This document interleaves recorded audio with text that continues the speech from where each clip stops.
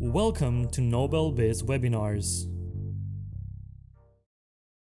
I think one of the biggest challenges probably has just been motivation.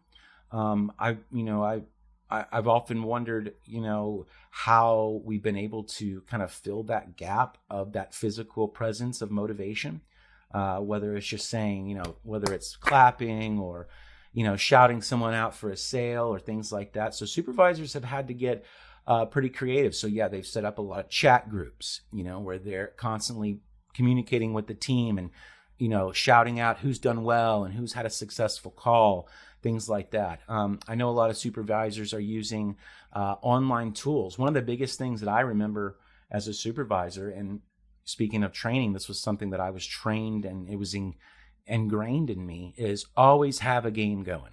Always have some kind of game going, some kind of raffle, some kind of competition. I remember getting told, it doesn't matter if you raffle off a paper clip, just have some type of game, some type of motivation.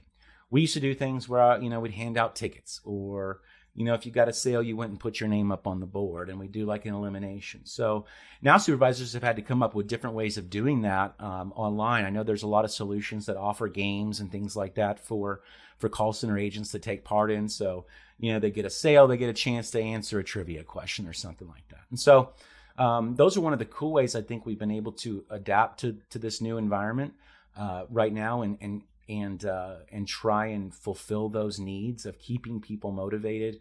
It doesn't really matter what people say. Everyone loves to get a pat on the back and an attaboy and a great job and be recognized. So we've just had to find other ways to do that,